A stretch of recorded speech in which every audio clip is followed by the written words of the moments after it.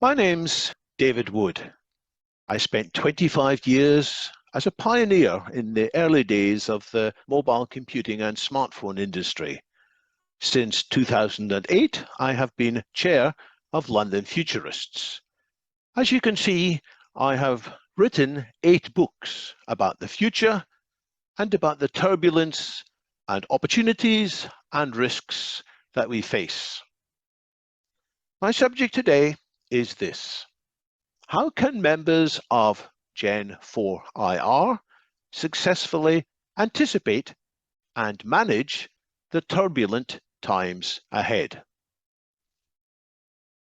The single concept that it's most important to understand if you want to thrive in the decades ahead is the concept of disruption. So let me ask you, what does disruption look like? Does it look like this blue upward pointing line on this graph? Well, no, that's something different. That's incremental progress. It's doing better what you can already do, whereas disruption looks more like this. It's a game changer. It starts off slow and uninteresting, and then eventually and decisively it changes how things work. So the blue line is an existing platform and the pink line is a new way of doing something. The blue line could be old style mobile phones, sometimes called dumb phones. The pink line could be smartphones with much more capability. Or the blue line could be how we used to listen to music, how we used to buy music in real shops and listen to music on real physical media, whereas the pink line is buying music online and then listening to it online. At first, when a new platform is available, there's a lot of excitement about it from technology enthusiasts. But the reality is, at first, there's often limited adoption of that new technology because, frankly, it's difficult to use and it's difficult to configure. You need to spend a lot of time with your IT staff in order to find out how this thing should work properly. But technology enthusiasts say, keep the faith. This is going to break through soon, don't worry.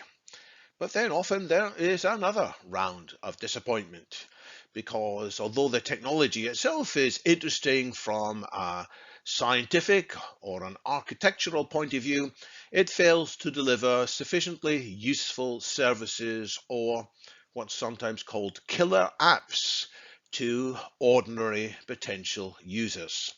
So there can be yet another round of disappointment before, in some cases, there can be a dramatic breakthrough and the new system leaves the old methods far behind.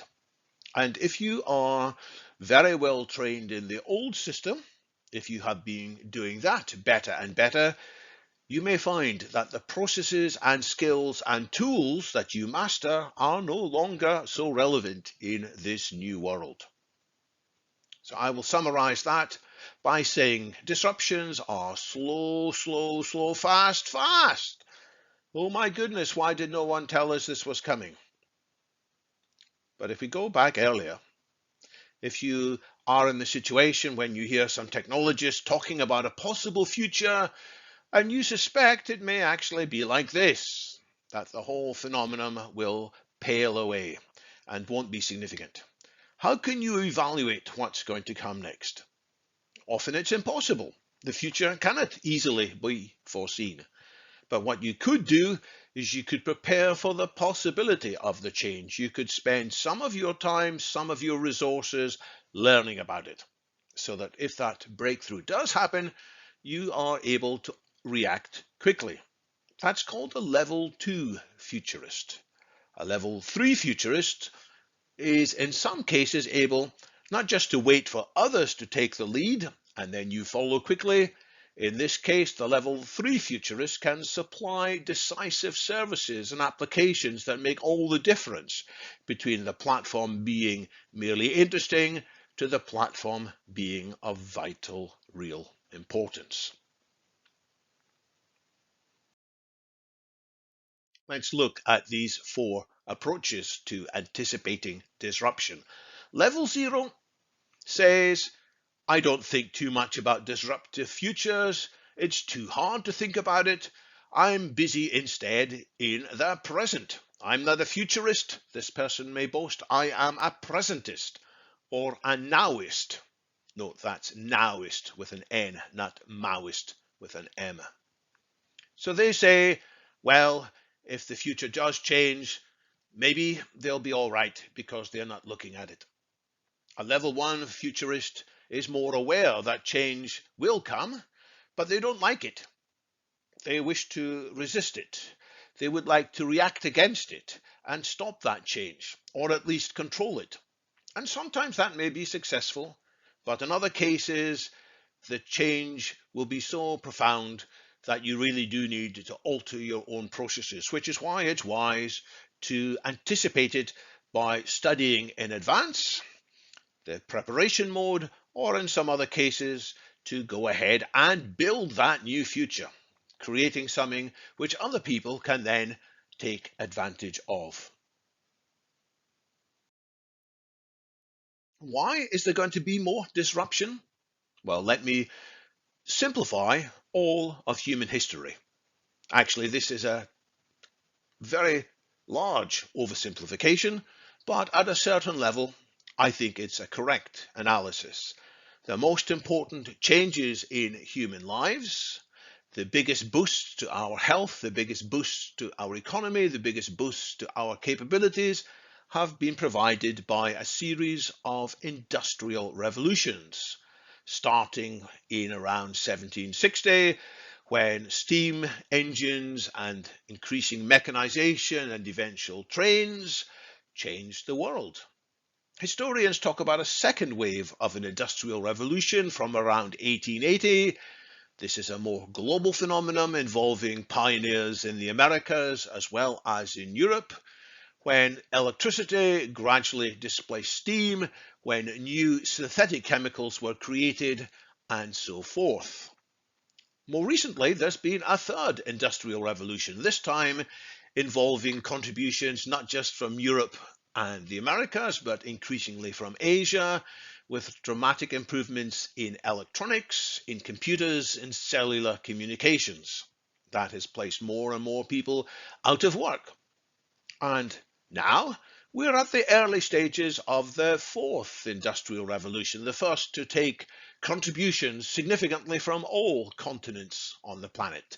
And this is characterized, as I'll explain shortly, by the phrase NBIC, convergence. But first, a word about what's special about industrial revolutions.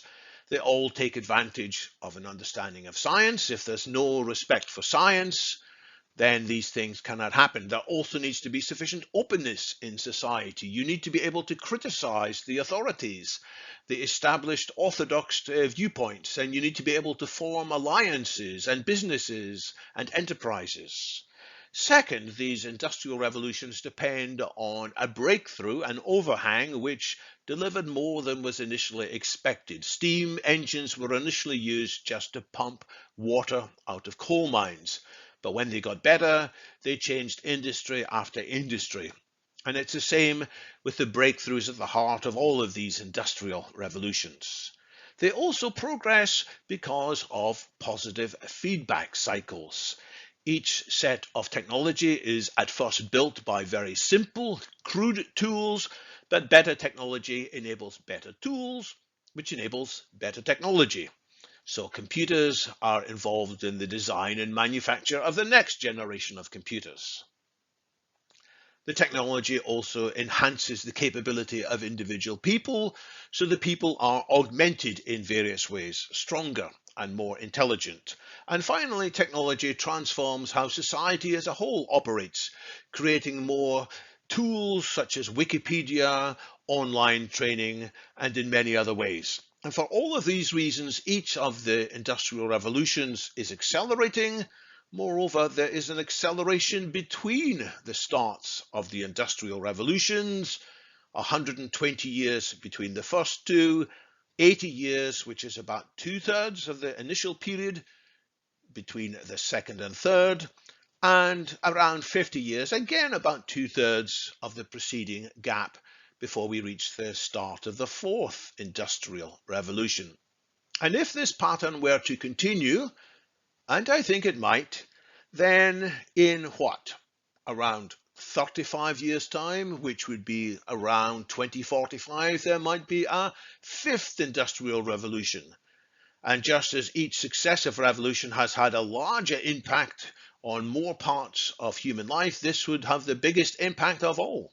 It does have a name. It's called the technological singularity. It's when AI reaches artificial general intelligence and then artificial superintelligence. But I'm not going to talk about that in the few minutes that's left, because I want to concentrate instead on what we need to do now in coping with the fourth industrial revolution to make sure that we successfully navigate the time to when that fifth industrial revolution might be taking off. And we have, therefore, as with all the previous industrial revolutions, to manage the opportunities to boost our health, our education, housing, consumer goods, and general well-being, whilst managing the risks that each of these industrial revolutions brings. Risks of damage to the environment, risks of damage to human social relationships. More technology enables new terrible forms of crime, new terrible forms of warfare, and risks more social chaos, which indeed we are seeing. Technology such as social media is contributing to a decline of respect. Look at the bottom here, a decline of respect for the scientific method and for open societies. More countries have leaders who say it should be illegal to protest against the leader, and prime ministers should become prime ministers for life or some such thing. Unless we manage these changes wisely, we will not get to the better future that's possible. NBIC stands for nanotech, biotech, infotech, and cognotech, four different but connected revolutions. Nanotech is more control over atoms in things like 3D printing, nanosensors, quantum computing, and so forth. Biotech is reprogramming not our silicon but our biology, such as our genes. Infotech is machine learning from big data, where machines draw insights that formerly humans couldn't grasp. So it's not just the software engineering from the third industrial revolution, it's software written by software, or AI written by AI. Cognotech is understanding and improving the neurons in our brains. I've drawn this in four because you can look at the top half as being hardware, the bottom half as being software, the left as being physics, and the right as being biology. But more important than the separate revolutions are the connections between them, and we could spend a long time exploring these connections. Nanotech allows us to have better sensors that tell us more about what's happening inside, for example, people's brains without having to cut their heads open.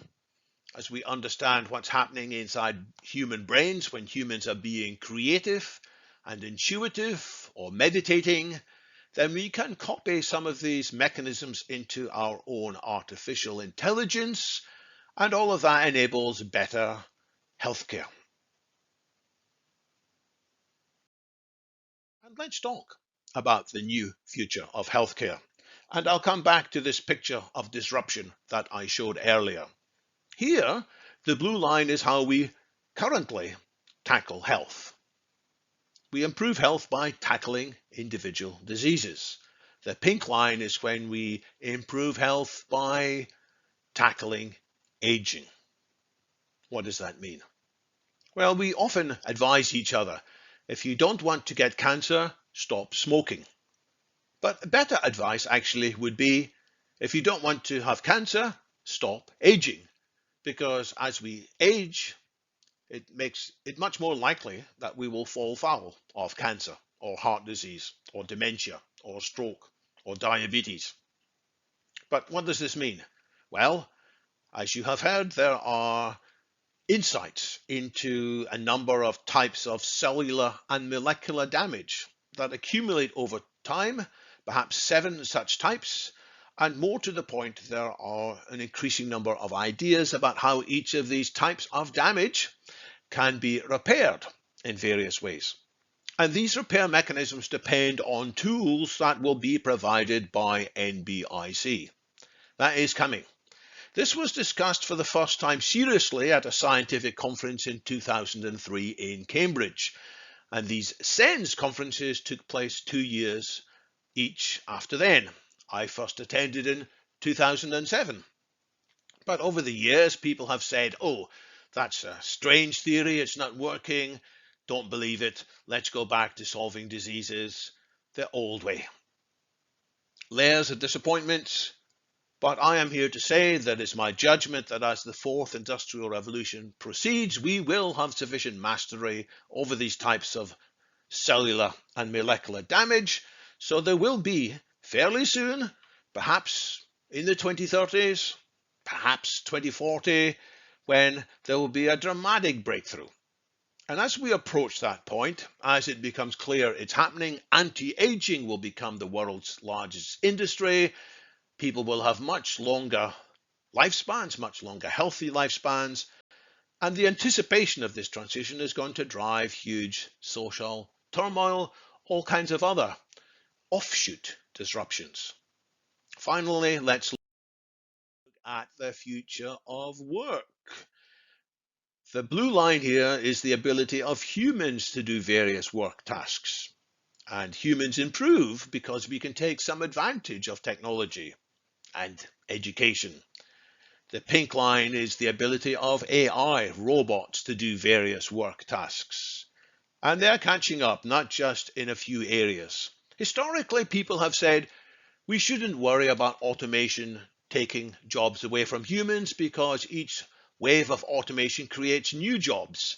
Yes, people will have to reskill, learn new ways of doing things, but there will be new jobs. However, if you look out here, if you look at robots being comprehensively more capable than humans of doing work, then each of the new jobs that will be created will be better done by robots as well. No longer will robots be confined to do the so-called 3Ds, dirty work, dull work, dangerous work. They'll be doing the cool, creative, compassionate, common sense jobs as well. This was forecast in various ways as long ago as 1930 by the British economist John Maynard Keynes. He looked ahead and he said that in the future we wouldn't need to work much because technology would provide everything for us. And each generation since then has found ways to laugh and criticize at John Maynard Keynes' prediction. But to be fair to Keynes, he said it would take around 100 years, and he's probably about right. I think that somewhere between 2030 and 2050, there will be this breakthrough. What does that mean? All kinds of disruption. We will need a pension of people for all ages. We will need a focus not on increasing profits for company, but on making sure that everything is available for everybody in society at a low cost. As the futurist and science fiction author Arthur C. Clarke said in 1969, the goal of the future is full unemployment so we can play. Maybe play isn't quite the right word. I would say so humanity can truly be free.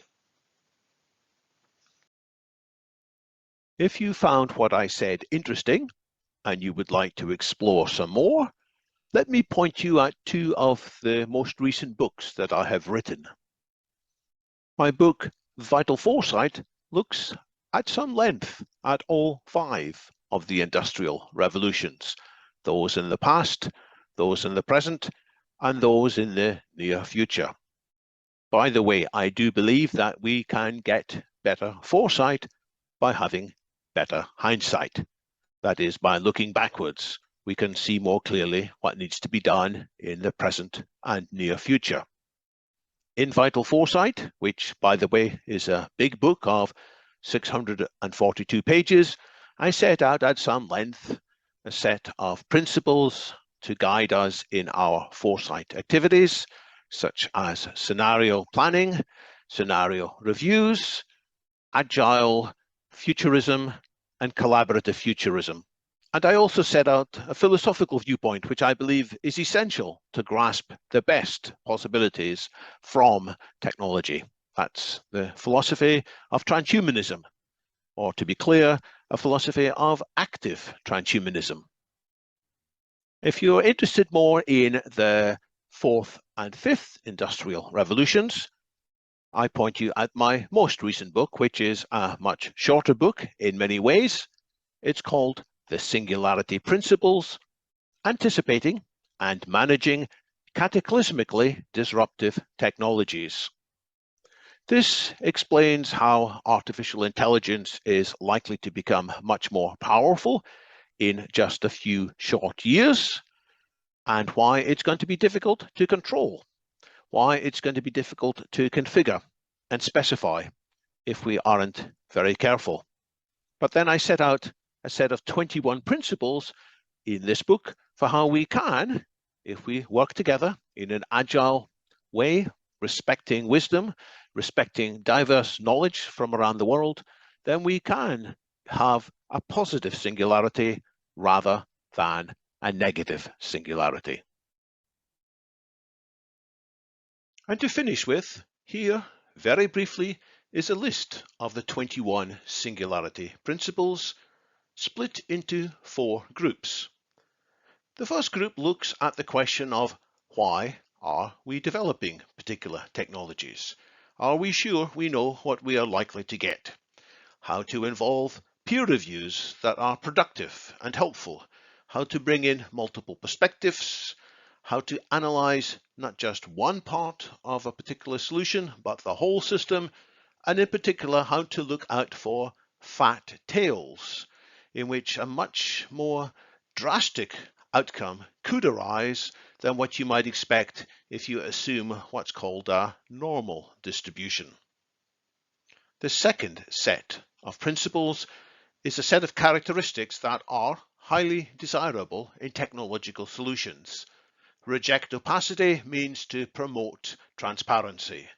We should also be promoting resilience, verifiability, auditability, and we should be very clear with users what risks remain in our products, and we should clarify the trade-offs that we have made and they may in turn make when using our software.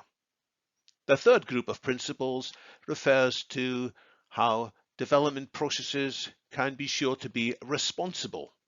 So an insistence on accountability rather than one-sided licensing terms which put all the onus on the recipient of software. Penalization of disinformation, also known as make lying wrong again, and so forth. Taking advantage of AI and other simulations to model in advance the possible outcomes of possible new systems, but at all times maintaining human oversight. The fourth and final group are about how to modify the set of principles over time. They are by no means fixed.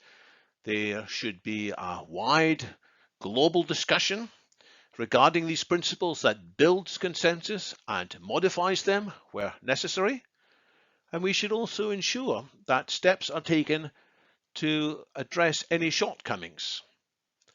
So when people can't fulfill the principles due to lack of resources or lack of skills or lack of training, that may be a cause for intervention. If the principles are still not being fulfilled, then there's a scope for legal interference, halting development if the principles are not upheld. A bit like Toyota in Japan revolutionized the manufacture of cars and other goods by allowing each worker on the production line to stop the whole production line if they noticed something was going wrong.